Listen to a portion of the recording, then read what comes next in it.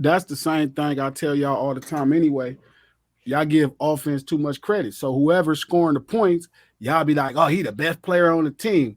It's like being in kindergarten at times talking hoops with people, dog. Oh, whoever scored the most point, Tatum. Tatum is 6'9", inefficient, shoot 45%. Dog. You cannot be that tall and shoot 45%. What are you doing? He is not the best player on the Celtics team. Is he a good combination of a good offensive player and a good combination of a defensive player? Sure. The best player on the team is Marcus Smart. The team is built around Marcus Smart identity. Sir, that's why they was going to the Western What we're Conference. not finna do is start off this podcast lying to people saying that Marcus Smart is the best member of the Boston Celtics. They just went to the Eastern Conference. How do you skip over Jaylen Brown? Listen, because they went to the Eastern Conference Finals when Jaylen Brown was a baby and Tatum wasn't on the team. And they had Isaiah Thomas. And then Isaiah Thomas can go play for somebody else. Shout out to my nigga, to my low. But niggas, Isaiah Thomas, and they're in the Eastern Conference Finals. The team is built around defense. They have the number one defense in the NBA with the number one defensive player. What the hell? It's not rocket science. I really can't stand you, brother, man. You are lying to the public right now. But also, he also contributes offensively. But also, he also does contribute offensively. Like you had a conversation offensively. They're the number one defensive team in the NBA. The number one defensive team in the NBA with an average or above average offensive player. You want to tell me about his contributions? Fuck his contributions.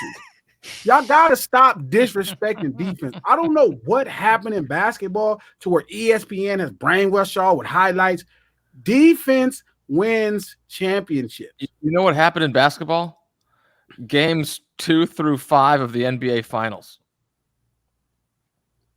Yeah, but games 2 through 5 in the NBA Finals is all about defense. The first game is the only one about offense. Ask LeBron.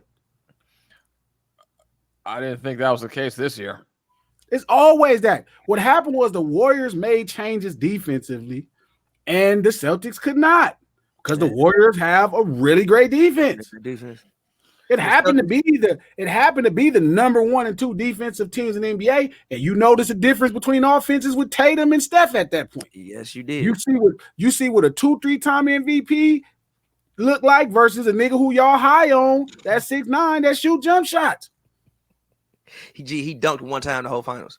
You're 6'9". Bruh. What are you doing? It's so upsetting explaining basketball to people. They just so determined scoring the ball. It's like everybody's a kid. 3, 2, 1, Jordan, Kobe. Bro, the game is way more than scoring the goddamn ball. It is. And it's frustrating when you looking at Marcus Smart, who literally has been taking his team to the playoffs through his world-renowned defense. He's probably is he the second point guard to ever win Defensive Player of the Year? You know how good you got to be as a point guard to win Defensive Player? I think Sidney Moncrief was a shooting guard. Shooting guard. I think Michael Jordan's a shooting guard. It's only been 2 niggas in the history of hoops. This is one of the greatest defenders ever, and somehow we talking about Tatum. Tatum is not one of the best offensive players today. This is true. But you have to be like the 4th best offensive player on your team to do that as a point guard. Yes. For the most part. It's simple science, right? When the Celtics won in 2008, they were the number 1 defensive team. They weren't even a top 10 offense. Kevin Garnett won Defensive Player of the Year. And niggas talk about Paul Pierce. They won a championship. But somehow you niggas make it about the truth. How? How? Why? Nah, I didn't think that. I was having on Twitter when it was like Chauncey won for. So you mean to tell me the team clearly built around defense? Number 1 defensive team in the NBA is the Detroit Pistons in 2004 with the guy who won his 2nd or 3rd Defensive Player of the Year.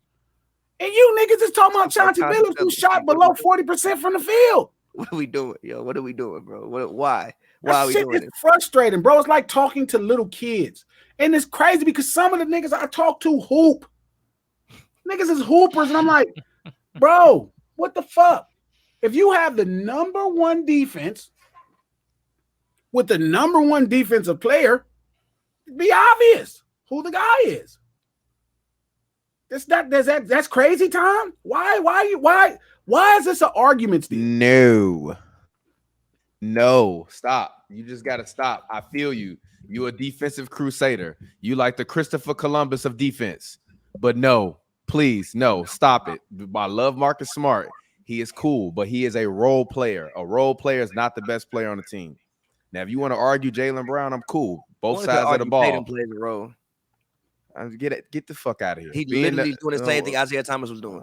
He's not Isaiah Thomas. He's not 5'9", he's 6'9". Stop. Well, he's not Isaiah Thomas for sure because he ain't as good as Isaiah Thomas. Isaiah Thomas actually shot better. Nah, he really he really. Are we serious right now? Like, you gonna let one bad series basically just he had 4 of them? I don't give a fuck. You gonna let one bad playoff devalue the man whole fucking career? How about we devaluing him? About? How good was he in the first place? You've been talking shit about him since the finals. Like, the man didn't help take them to the fucking finals. He didn't take them there. He shot 40% the whole way. I don't want to hear that shit. Where the fuck was Kevin Durant at? Sitting his ass at home because he got his ass hooped up.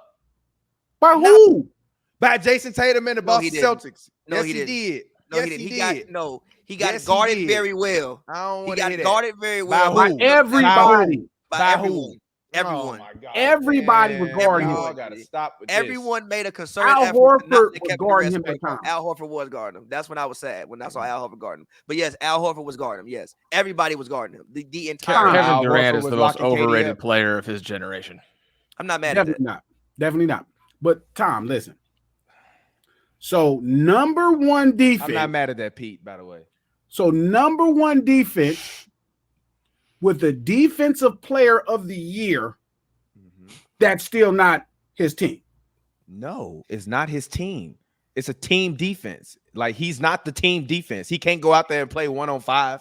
It's a 5-man defense. Neither can an offensive player. Has had a good defensive foundation since Brad Stevens took over their organization and built more around rebounding and perimeter defenders. I'm not finna sit up here and give Marcus Smart all of the credit because he had a good year. He had the same fucking Marcus Smart year you have every year. He just happened to win Defensive Player of the Year because Giannis, every time he do something that's more incredible, it's kind of less impressive because it's like, whatever. We've seen it before. But I don't believe Marcus Smart deserved to be Defensive Player of the Year last year over Giannis. I just think people got voters fatigue because the man won back-to-back MVPs and Defensive Player of the Year.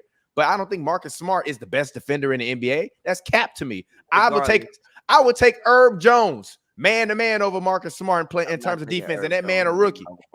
You have lost your mind. No, I have not. No, I have not. No, I have not. No, I have not. Because Herb Jones can defend 3 to 4 positions. So can Marcus Smart. Defend too. No, he fucking can't. Yes, he can. No, he name cannot. Of this podcast. No, he cannot. That's a lie. The name of this podcast is No Ceilings. GL in the spot. My man Peter Boss is in the spot. I got my partners from my partner TPJ, my partner Pavi from the Hoops and Brews podcast, and just all around standout guys. But they started a podcast called Hoops and Brews. If you listen to No Ceilings, you heard it before. And it's obvious Tom has started drinking brews early. Brother, I have nothing but this McDonald's Sprite. Now, we know what they love to say about that McDonald's Sprite. McDonald's Sprite. Dirty Sprite, baby. Yeah, bro. What are you talking about, dog? Like, listen, you have to stop doing that. You have to stop arguing. You have to stop believing your own personal eyes. It's not about my personal eyes. I didn't say Jason Tatum. I didn't say that Marcus. I said Marcus Smart's not the best player on the team. He's not. If you want to argue, no, because let me finish before you misconstrue my point.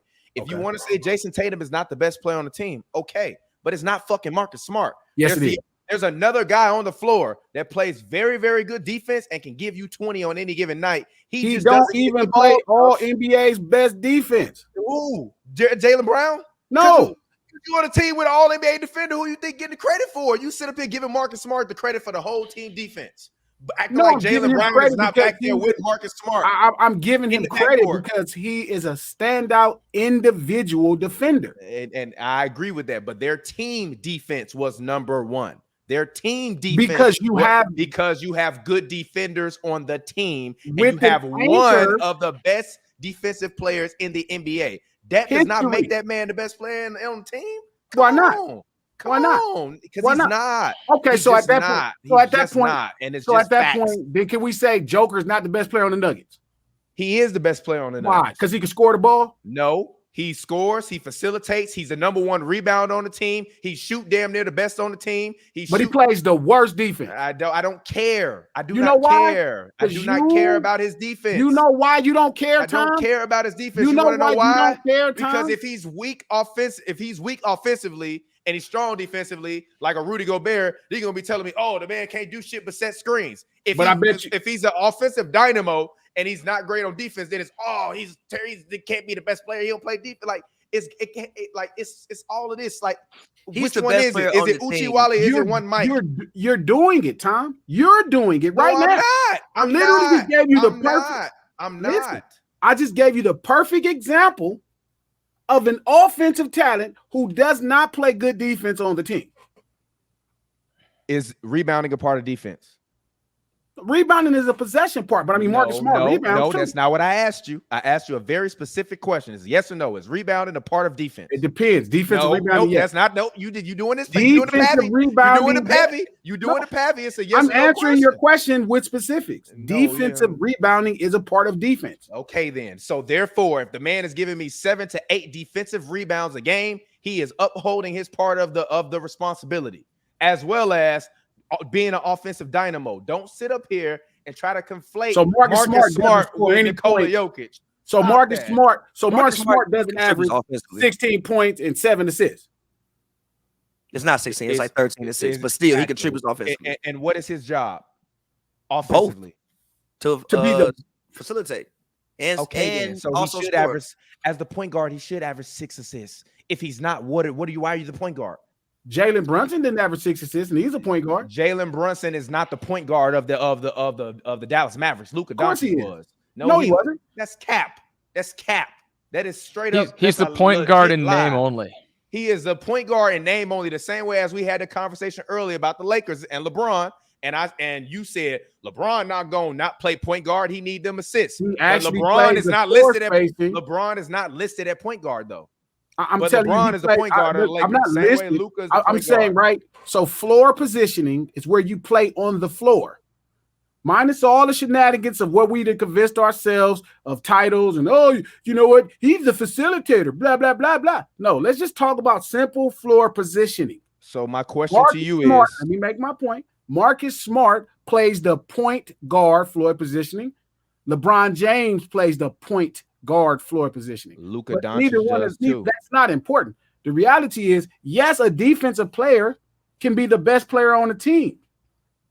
He's not on the Boston Celtics. That's what I'm saying. No, he's not. Literally, they're only consistent success. No, he's not. The only team in the NBA that has the best player on the team and they're a defensive player is Rudy Gobert. Period.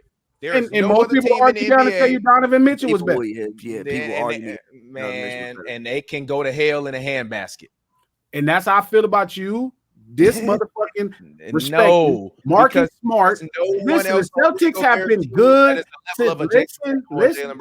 The Celtics have been good since Marcus Smart has been suiting up. They were in the Eastern Conference Final with no Tatum. Smart and Horford, Jalen Brown for at least the past. Smart is the consistent theme of their team identity, and Al Horford too.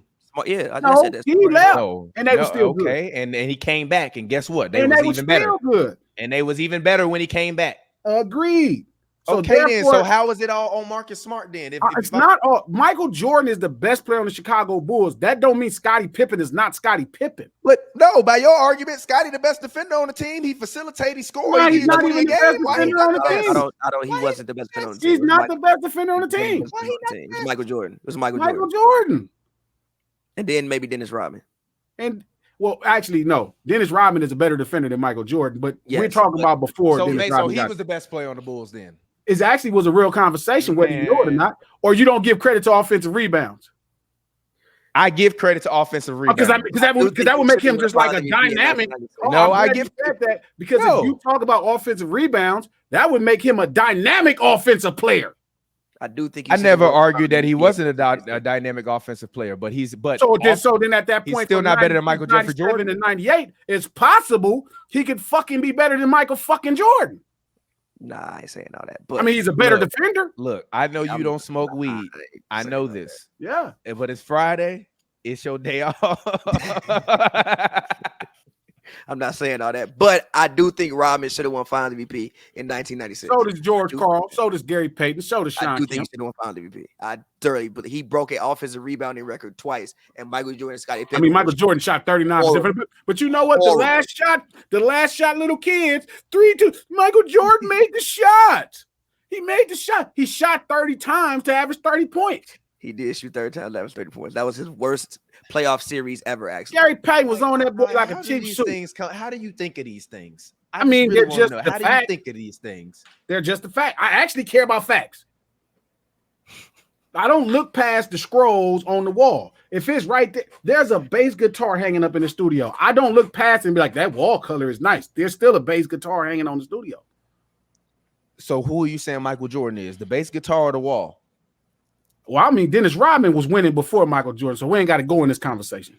Michael Jordan was winning before Dennis Rodman. No, he wasn't. Yes, he was. He won 3 titles before Rodman got there. No. I'm telling you, Dennis Rodman won titles before Michael Jordan won anything. When Michael Jordan was getting bounced around the East Coast by everybody and their mama, he was getting passed around like a $2 hooker every playoffs. You know what Dennis Rodman was doing, Peter? Winning fucking on a team where he was not on the an best older player. team where he wasn't. Yeah, exactly. He was literally the number 1 defensive player on the number 1 defensive team. That you for fucking some reason can't see it. Their offense was number 13, but you'll tell me about it. And they didn't have a guy that was their starting shooting guard. That's one of the best defensive shooting guards to ever exist. I mean, he's not quite Dennis Rodman. I don't want to hear that. I don't want to hear that. They got defense on that team. Bill Laimbeer couldn't play no defense. Sure he did. But he wasn't Dennis Rodman. How you listen, Steve Kerr can shoot the ball, but we're not saying he's better than Michael Jordan, and we're not trying to discern Michael Jordan's contributions or Steve Kerr's contribution to championships. But all of a sudden, when it's defense, you care about everybody else. But not when it's offense. Michael Jordan wasn't scoring 100 points. If you're talking about point guard defense, as far as the Celtics team goes, a point guard defensively is only as good as his help side defense behind him, period. That's everybody, though. I totally disagree. That's not everybody. Thank you, everybody. I totally disagree. Team defense. I think team defense, his team defense is only as good as the guys that's behind him. But I think as an individual defender, he's fan-fucking-tastic. But also, your point guard being good defensively it helps because, first of all, if you're not getting, for instance, right, looking at the Jazz, the reason why people think Rudy gets exploited in the playoffs is because fucking Donovan Mitchell don't fucking play no defense. You know what it is? It's like being a great corner in football with a really, really, really good safety behind you when you can afford to press and cheat. Thank you. I mean, it's other people on the court with you at all times, yes. But Troy Polamalu and guys like Ed Reed aren't able to be who they are if the team defense in front of them. But that's the same thing with Michael Jordan. What Peter's saying. Michael Jordan couldn't have winning seasons before Scottie Pippen. He never had a winning season. Michael Jordan played 3 years. Steph not scoring 30 without Michael Jordan played 3 years before Scottie Pippen. How can you even 4 say years. that, bro? Whoop-de-doo, his rookie contract. I mean, Magic Johnson won as a rookie. And with Kareem fucking Abdul-Jabbar. Actually, Kareem sat down, and he won still. I love you, dog. But how do you draw me in to have these conversations every time? I don't know. Because you're really being biased to offense, and it's disgusting. Shout out to my boy Nick, my man Nick Hamilton. How I'm being biased to offense when Magic your favorite player? What defense did he play? Because you're biased. I'm not biased. I'm literally. If I give you an offensive so did player, Allen Iverson. Was he a great defensive player? No, but he did contribute. He actually played the passing lane. Was a 2-time steals champion. Defensively. Like my man Magic. He did contribute. Iverson's another great point. They just told him do whatever you want to do. But again, Dikembe Mutombo came and changed the culture of that team. And they became the best defense in the league. And guess who won Defensive Player of the Year? And guess who never went to no more championships without? And guess who got smoked up by Shaq when they faced each other? It was putting that man through the goddamn. He was putting that man through the wall and through the bass guitar in your studio. To be fair, though, and to be fair, hold on. I think that series actually could have been better if the Sixers weren't as hurt. They were really hurt in that series. And it might have gone 4.5 or 5.5 games. And if Allen Iverson was a little taller to play better defense. That too. Because Kobe was just out there whooping ass, and Allen Iverson couldn't do shit. Because Allen Iverson doesn't play great defense. He had good help behind him, so he could afford to gamble all day long. I'm not disagreeing, but don't ever compare that to Marcus Smart. That's also part of my problem with Marcus Smart. I'm not, but it's easier to play one-dimensional perimeter defense. Yeah, exactly. It's easy to be Marcus Smart, he gambled a lot. If I know that the passing lanes behind me are clogged, I can defend a guy up top a lot differently than if I don't. Totally agree. The things you can do when you have help is different. But that doesn't mean you go get the steal, though. Michael Jordan could play. But it means I'm going to look really, really good bleeding out every point guard in front of me. Could play like shit when Dennis Rodman was back there to get all the fucking rebounds. He could miss all the shots in the world in the finals, every one. He could shoot 30 shots and miss. I mean, to be fair, Dennis shot 3 times a game. Somebody else got to shoot the goddamn ball. It can't be 4 people out there shooting the ball. And to be blunt, Dennis is in a cushy position because nobody was going to expect him to score more than 3.25 points a game, so no one covered him. So he had an open lane to pick from to be able to position himself into rebounds because he wasn't getting boxed out and manned up and 3/4 covered on the block because no one was trying to enter a ball to him on the block. So we had a very cushy position to rebound from. And he's strong as hell. So when he crashed to the boards, look, I don't need you to give me reasons why Dennis Rodman is a top 10 player. I know the reasons why Dennis Rodman. Look. What I would you have started the first 20 minutes of this podcast off with some elite hot takes. Number 1, Marcus Smart, best player on the Celtics. Number 2, Dennis Rodman, top 10 all time. None of these takes are hot. They're actually just simple facts that are ignored by fans who glamorize offense. They're ignored. Because it's an offensive-driven league. When you have an offensive-driven league, of course fans are going to gravitate towards offense, especially when the media is showing nothing but offense. For the most part. We don't glorify defense like we did back in the pundit. Hold on. Wait a minute. We don't glorify defense like we did back in the 80s and the 90s. The game has changed, and the people have changed along with it. That's all I'm saying. So when you talk about Marcus Smart, no, you're not going to look at Marcus Smart because, first of all, he's ridiculously inconsistent at times when you need him to really step up. Number 2, we're going to look at Jason Tatum because we see what Jason Tatum has emerged to from that time he dunked on LeBron in Game 7 and took the Celtics, who were not even featured to go to Game 7 at that time, to go to Game 7, and then he went back to the NBA Finals this year. So, of course, people are going to feature and look at somebody like a Jason Tatum more than they look at Marcus Smart for whatever the reason is. But it is an offensive-driven league, and that's why we glorify offense more than we glorify defense as a whole. Nick, that don't mean you're wrong. That don't mean that the world is wrong. The world was wrong. What I'm saying is both things can't be right, but also you're talking about what's being highlighted and what fans are paying attention to, and I'm saying that's the reason why fans are paying attention to that, because it's glorified. Totally understand. Agree. Nick, if I had an air horn right now, I would be fucking letting that thing wail. Tom, he just called you a casual fan. I'm not a casual fan. Quick question. No, I don't want to hear that. Number 1, I'm not a casual fan. Don't do the TMZ stuff. That's not what I said. I'm just saying. Quick question. Literally said fans, not pundits. So why you invite me on here? You have fans on the No Ceilings podcast? I'm one of them. It's my first day. I didn't know. I did not know. I am so shocked and surprised. I'm on here every week. I ain't even brought y'all up over here to talk about your fandom of offense. That is not the purpose. G, I got a quick question. Here for that. Quick question, G. I'm here to talk about the Lakers. Have y'all G, real quick. G, you got let me ask you something. It's an honest question.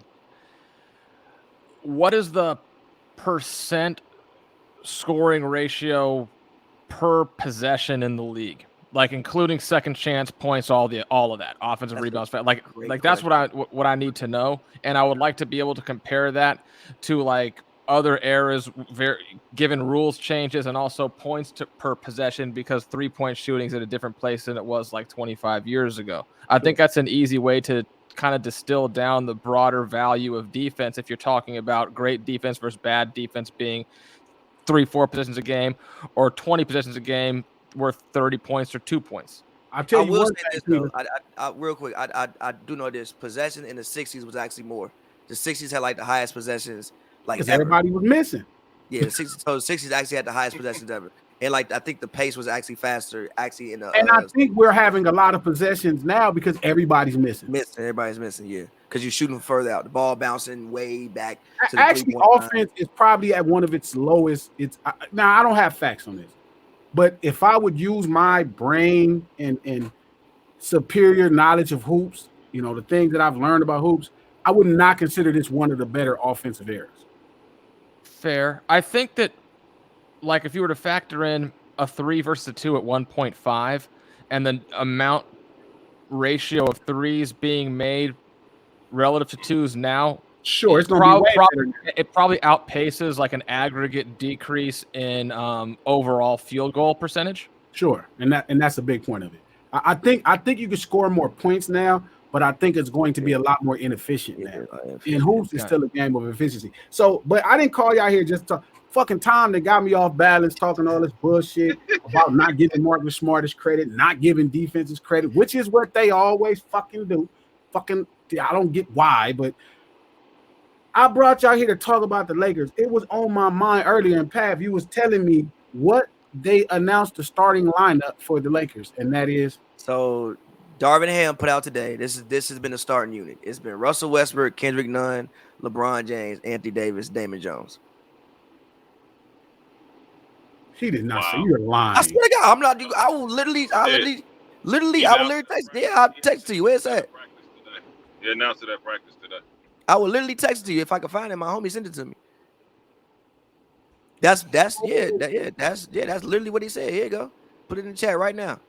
Literally what he said. And that is a lineup for disaster. That's 45. That's 40 wins. That's 40 wins. That's 40 wins. God bless. That's 40. That's 40 wins. That's nice, Pav. 40. You're a nice guy, Pav. I don't care what they say. You are super sweet, Pav. I did not know, as a Chicago native, I did not know you were so dope to the Lakers, because that's a lot of extra wins you just gave up. I get 40. Exactly. 40. Exactly. 40 wins. 40. We're talking about 40. Why? You nice, man. Because I ain't giving them 40 wins. I'm not giving them 35 wins. They can't win 28 games. They can't win 28 games. Yeah. They can't win 28 games. They can win 30 games with that. Maybe 34. No, I'm gonna say 30. I'm not gonna go. You giving them too much credit now, G. I'm saying 30 because here's the thing. First of all, Kendrick Nunn, how do we know he's gonna be durable the entire season, along with Anthony Davis in that lineup? That is true. Number one. First off, how are we getting to those two? LeBron James ain't been durable as a Laker. Also true.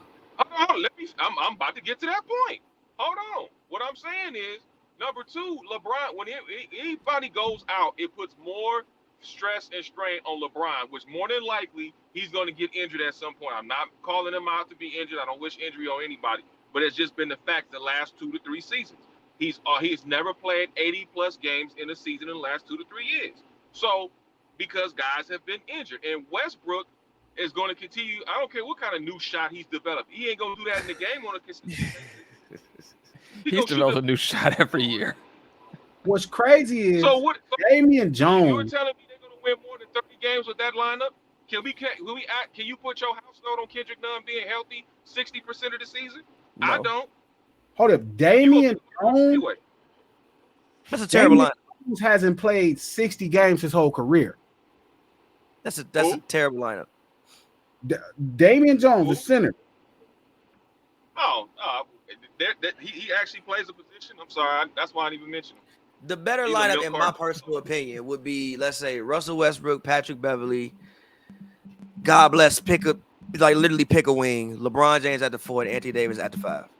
Okay. Here's a better question. How many games does the Lakers win by the end of the year? I'm going 40. 40. Wait. You mean calendar win? You mean like calendar year? Or you mean by like literally NBA season? 40 win. Tom, how many games, Tom? I'm gonna go 47. Say no. Woo! Yeah. TP is nice. He still believe in LeBron. No, 40. No, I just think 47 put them somewhere around a 6-7 seed, which is where I think they will probably wind up Why landing. would they win 50 more games? What? Playing tournament team. They only played two. They only played 22 games total with Russ, LeBron, and 80 in the lineup. You know what their record was in those 22 games? I don't care. How good can you be if you've only played with somebody 22 games? So your imagination is if Michael Jordan, Scottie Pippen, and Dennis Rodman only played 22 games in the season, and you expected them to be were great, better together. You would be foolish. When LeBron and Russell are Your mic super hot. Oh shoot! I think I was leaning up on it too much. There you go. I don't know about. I mean, that's just honestly what I believe. I just believe they're gonna land around 47. All right, Pete. How many games do the Lakers win this year? Oh boy, 41. Nick, where you at? Nick, 30? I'm gonna say because the lineup's gonna change intermittently because of injury. I'm gonna say at least 39 games. I think they're a play-in team. Oh, so you with me? Yeah. And Yeah, I am going to say we talked about the lineup before. I'm saying that if the lineup changes, which is going to, I'm gonna say 39 to around 40, and they're gonna be a play-in tournament team. And I'm going to say 34. Yeah. They can't win 34 games. They don't actually make it, and they don't make the play-in. They can't win 34 games. Yeah. There's no reason for them to win more games this year. Well, if LeBron gets hurt, then the whole catastrophe of LeBron and Westbrook on the floor simultaneously becomes mitigated. So that's a circular firing squad of an offense. They need somebody to get hurt to clear it up. I think long as LeBron and Russ are together, I think you get.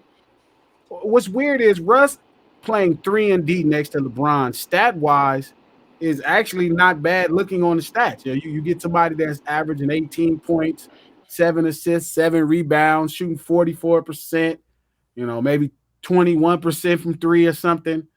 But the problem is you get a half of a guy.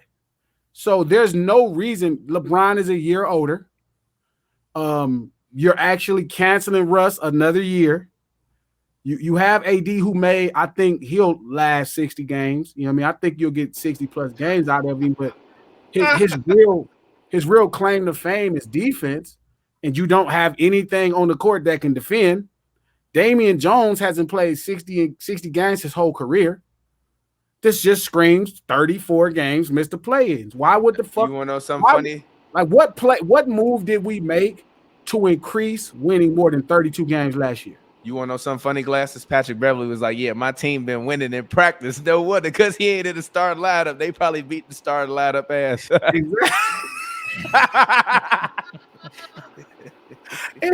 My homie got so mad because he like, Glasses, you're a Laker fan. He said, but you're like pessimistic. And I'm like, no, I'm not pessimistic. I'm a realist. Like, I look at the facts. Last year, we won 32 games. There's no reason to believe we're going to win 36. Why? Well, like I said, but here's the thing. They can win 39 to 40 games, right? Because the lineups are going to change. Plus, it's not about LeBron being healthy. It's about AD being healthy. AD, as I said last season, AD is the glue that keeps the thing going, even if anybody goes down. Because when he is healthy, he's a top 5, top 10 player. So if AD goes down, which more than likely, unfortunately, that's probably going to be the case, then that's going, like I said earlier, it's going to put strain on LeBron. Westbrook, to me, is not your 3 and D. The 3 and D is Pat Barrett. Oh, God. I mean, either way, the fact that you have 2 guys under 6'3" playing 3 and D when you have probably the 6'9", one of the best wings ever, means you're not going to win more than 35 games.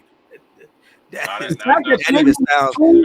fact that you're literally talking about 2-point guards playing a slash game when you have a wing defender, a wing like one of the best wings ever in LeBron James, and you got him playing where they should be playing. Those guys into combo 3 and D guys is fucking hilarious. Chicken wing. And you wonder why we can't win 40 games. Pat Bev shooting in the corner. Westbrook shooting in the corner. That's what we doing, huh? Backside of the barn. the thing with the Lakers is even like last year, which I've been saying the whole year, is like what I thought was gonna happen was LeBron was gonna be off ball more. They was gonna let Russ handle, let Russ do his thing, let Russ crash. It would also take stress off LeBron's body. But then when they came into the season, for instance, even like again, like the play against fucking Memphis. I've said this a couple times. The play against Memphis when I think it was Russ was in the corner and like Malik Monk didn't pass him the ball, but they had Russ inbounding the ball in the first place. So the only place he could go to was the corner. Nigga, LeBron, take the fucking ball out. If you can actually shoot the ball. You actually, on the lowest of keys, might be the best shooter on the team. You should be in the corner. What's crazy is we're not going to do what we did last year in Hoops and Brews when I told y'all how this was going to play out. We're not even going to waste our time imagining what could be. We're going to focus on what we know is going to happen.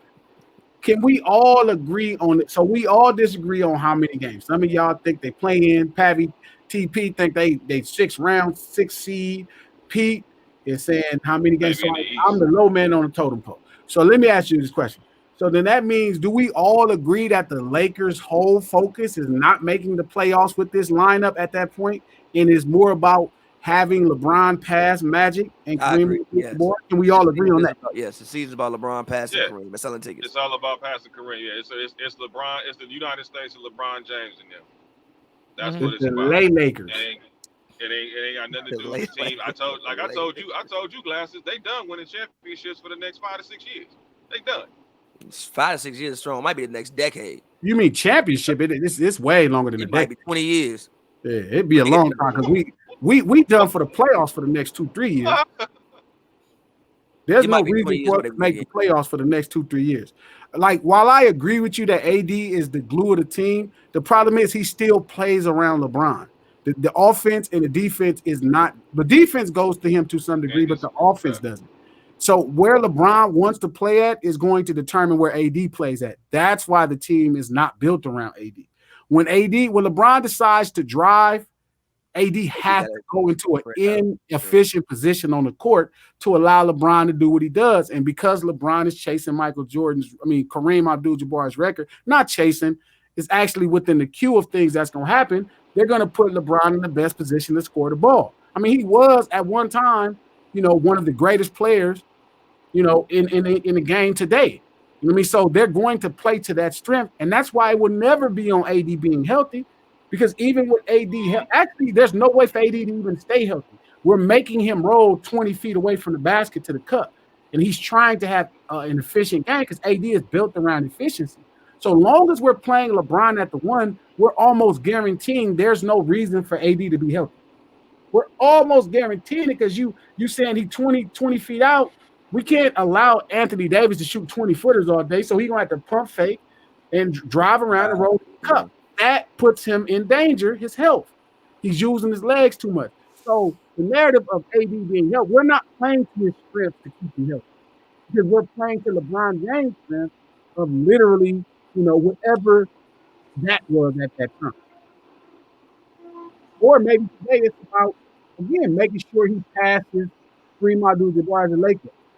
Getting into the top 5, passing Magic Johnson as a Laker. Those become the primary goals. Look at the lineup. We didn't get a lineup that caters to AD strength. We didn't get a bunch of great defenders and guys to defend their ass off. I mean, we got a bunch of guys that can put on a Laker jersey. They fit the jersey. They look like NBA athletes. They come out there, parade themselves around just long enough for LeBron to pass Kareem and for him to pass Magic Johnson. But I'll be honest, and this may be the harshest thing that I've ever said in my life. I hope it doesn't happen. You hope what doesn't happen? That is I hope he doesn't pass either one of them. Far not the harshest thing you've ever said. This is by far the harshest thing. That's by far nowhere near close to the harshest thing you've ever said in your life. Do you understand what would have to happen for him not to pass him? Whatever would have to happen. Whatever would have to happen.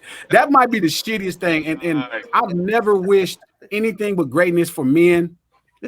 But as a Laker fan, it is so hard for me to watch my squad sacrifice everything it was for one player's goal to accomplish something.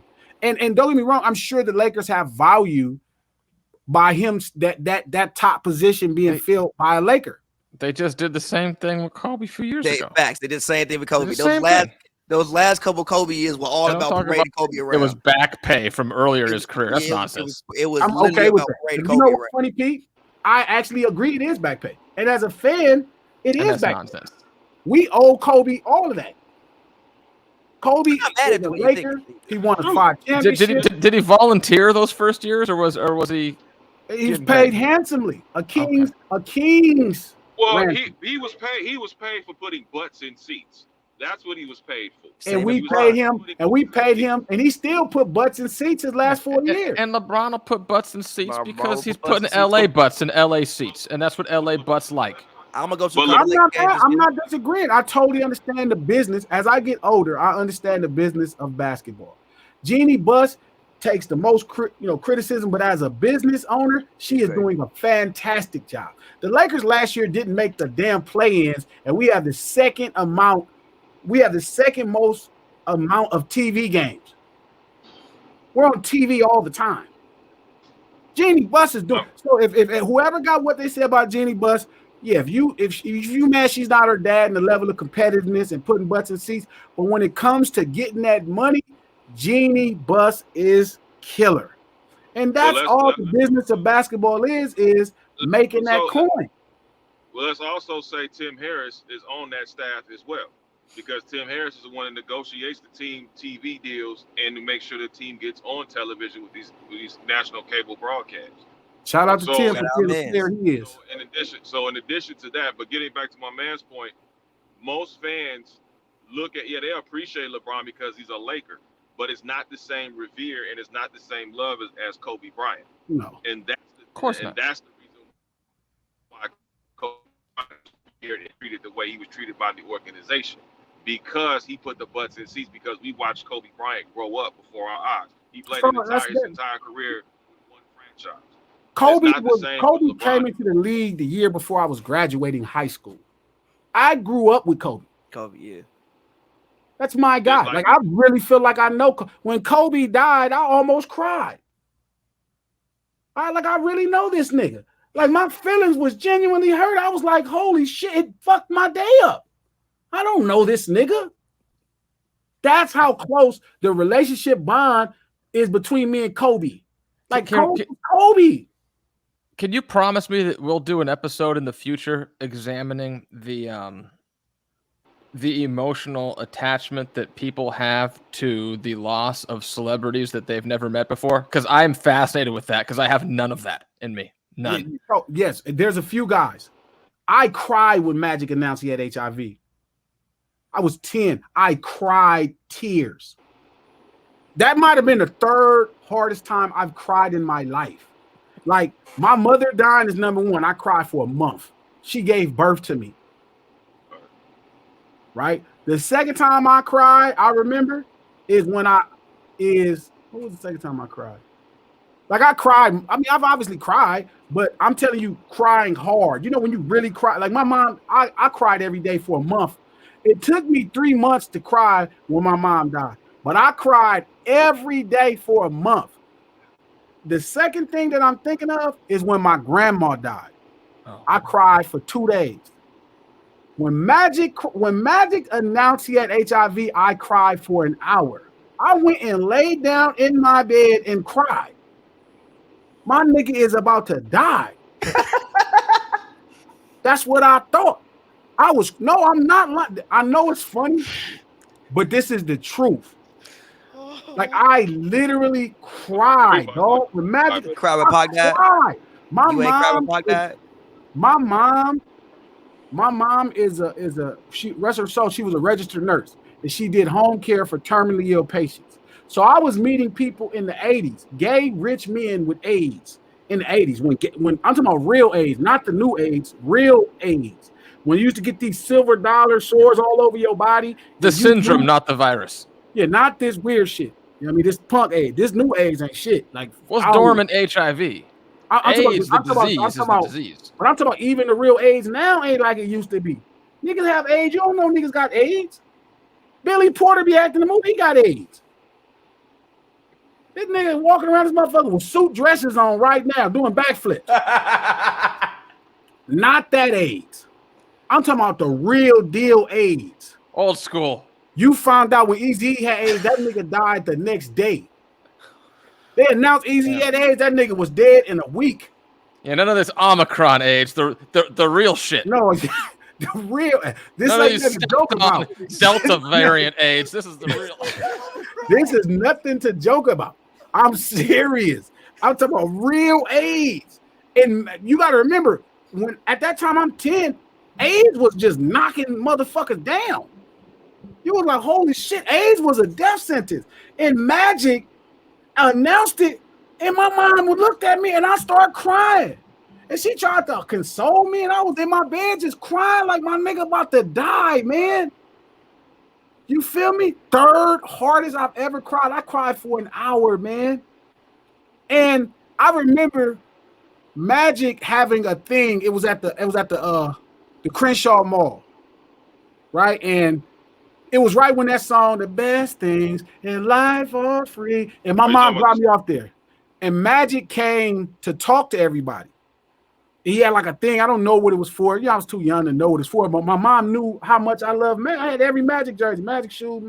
It's Magic Johnson. Nigga, this is Los Angeles.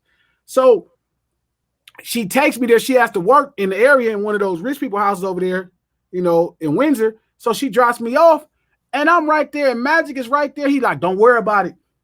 They told me I couldn't beat the Celtics. I'm going to beat this too. And that day restored faith. That one day. And guess what? Motherfucking 30 years later, guess who posing for Laker pictures? That's why I laugh when niggas tell me Michael Jordan is better than Magic Johnson. Michael Jordan couldn't beat the Pistons. My nigga beat AIDS. But he beat the Lakers too. Anything. The sunshine on the dog ass once in a while. Just saying, he beat the Lakers in '91. The sunshine on the dog ass every now. He lucky my nigga got HIV. Because my nigga would have bounced back and put tips on him, because that's what we do. But you know what? No, he wouldn't have, but I feel you. The difference is, when that nigga didn't do nothing to the nigga that did the shit to his daddy, my nigga beat AIDS. That shit should count for 3 rings. My nigga technically got 8 rings. Gee, did you just say that he didn't do nothing to the nigga that killed his daddy and Magic Johnson beat AIDS? He done knocked off my daddy. I got something for him. High rocks. Do something, good boy, if you want. I'm gonna show you firsthand how we get down, nigga. And fuck jail and fuck money. Do something, good boy. My nigga beat AIDS. That shit should count for 3 rings, my nigga. Only in your head. Magic got 8 rings. Niggas couldn't even beat AIDS in the early 90s. Of course, Magic is the nigga that beat AIDS, because niggas couldn't beat the Celtics. Niggas couldn't beat all this. Niggas can't win championships as rookie. Of course, there's a nigga who can't win championships as rookies beat AIDS, because he won a championship as a rookie. That is Laker pedigree. That is the standard of life I grew up with. Championship shit, man. Championship shit. I'm not no motherfucking Nick. My nigga beat AIDS. Almost. And we don't celebrate accomplishments, nigga, if it don't go in the grand scheme of winning. Magic Johnson beat AIDS and Michael Jordan couldn't beat the Pistons is one of the greatest quotes of all time, by the way. That's one of the greatest quotes of all time. I mean, how many rings should A beating AIDS count for? You got AIDS in 90 and you beat it? Man, that should count for 5 rings. Oh my God, that's hilarious. My nigga right now giving niggas buckets at 24. Donating blood and shit. Raise your hand if you would accept a blood infusion or transfusion from Magic Johnson. I'd accept it right now, that championship blood. Whatever he got in his blood, whatever he got, all bullshit to a side. Whatever run through his veins is championship shit. Ask Larry Bird. Oh man. As AIDS. Oh my God. Okay. As AIDS, nigga. If you could talk to HIV and AIDS right now, they'd be like, man, that nigga Magic, I thought I had him, but nigga came back, gave me 30 in the 4th. My nigga alive 30 years, nigga. It wasn't all of these fancy AIDS medicines like it is now. HIV medicine, all these new Trevontics and susceptibles and all these crazy medicines where you won't even know it's you got. It's undetectable. My nigga Magic beat the real AIDS, like he beat the real Celtics. The man said he gave A's 30 in the fourth quarter. Hey, started was up. Are we finally gonna beat Magic? We finally gonna beat Magic. My nigga gave A's. My nigga gave A's 56, 19, and 12 assists at 70% field goal percentage, 7 steals in the finals. My nigga probably gonna outlive me. Would anybody be surprised if Magic lived to be 123? I would not be shocked if Magic lived to be 123. I would not be shocked, bro. I would not be shocked. Like, gee, how the fuck this nigga Magic outlived Bill Russell? That's crazy when you think about it. Magic outlived Bill Russell, bro. Magic outlived Bill Russell. Don't even be looking like he get the cold no more. He don't even get a cold. That's because he can't get a cold because he has AIDS. I don't know, man. If you give me like 10 horse pills of what do you call it? Of like immune defense cocktails every day for 30 years, I ain't catching a cold either. Man, my nigga is a champion, Pete. He ain't Arthur Ashe and all that, man. That nigga's a champion. Shout out to Arthur Ashe. Rest his soul. But man, Magic is another. So you say all this to say that LeBron is nothing like Magic? That's not fair. Of course not. But that's not fair. LeBron James is LeBron James. I'm happy for all his success. I just don't. You don't sound like it. Well, it's because it's like at the fucking. You know what? At times it's contrived and it's at the expense of winning. It's at the expense of winning. It seems like Magic Johnson beat AIDS, and proverbially speaking, LeBron James gave the Lakers AIDS. Low key, it's been pretty bad. Pretty bad. It's pretty bad. He's kind of going to leave that girl with an STD on his way out. It's pretty bad. All I'm saying is I understand the Lakers have to do business. Like, I get it. If I own the Lakers, Jeannie would be the person I would hire. She's making the right decisions to make the money. You know, I'm spoiled by Jerry Buss. I'm spoiled by her daddy, and she's trying, she's trying to win and she's, trying to do business. But it's a tough out. So I totally understand as a Laker fan why we have to bring LeBron James back. I totally get it. But we do have to come into a place to where we stop being ridiculous. 47 games, 40. It's over. It's over, bro. It's not about personnel at this point. It's the core. You can't add random assortment guys and win 15 games. You're not injuries away from winning 15 more games. We wasn't winning games when they was on the court, which is the biggest problem. It's not an issue. These niggas been playing since the turn of the fucking decade, damn near. For sure, since the turn of the fucking decade. All of them been playing forever. They don't need to play 1,000 games with that much talent to win fucking more games than they won. They just don't work well together. You know what they need? They need Marcus Smart. I bet you they win. Marcus Smart will help. I bet you they win. Smart will help. Marcus Smart will help win right now. Marcus Smart will help a whole lot. If we could trade Marcus Smart, Anthony Davis, Marcus Smart right now with Anthony Davis, we'll win fucking 50 games. Marcus Smart will help. Marcus Smart, Change our whole shit. One nigga. And shout out to my nigga Russ, because Russ is fantastic, but we just got a bad offense.